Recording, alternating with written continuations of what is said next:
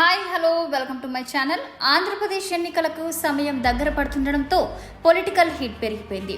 పోలింగ్కు ముందే కొందరు నేతలు కార్యకర్తలు భవిష్యత్ కార్యాచరణ ప్రకటిస్తూ పార్టీలు మారిపోతున్నారు.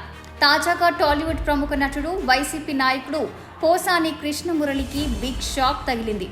ఆయన సోదరుడి కుమారుడు పోసాని యోగేంద్రనాథ్ తెలుగుదేశం పార్టీలో చేరారు. సోమవారం నాడు అమరావతిలో టీడీపీ అధినేత చంద్రబాబు నాయుడు ఆయనకు పసుపు కండువ కప్పి పార్టీలోకి ఆహ్వానించారు.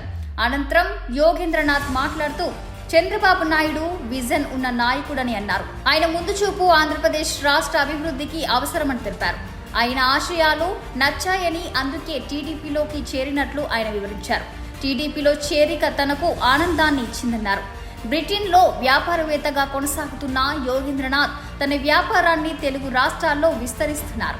అయితే తెలుగుదేశం పార్టీపై విరుచుకుపడే వైసీపీ నేతలలో పోసాని కృష్ణమురళి ముందు వరుసలో ఉంటాడు.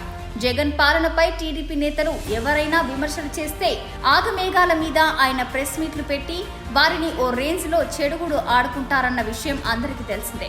అలాంటిది పోసాని కృష్ణమురళి సమీప బంధువులోని వ్యక్తి టీడీపీలో చేరడంతో పాటు చంద్రబాబు విజన్తో పాటు ఆయన వల్లే రాష్ట్ర అభివృద్ధి జరుగుతుందని స్పష్టం చేశారు.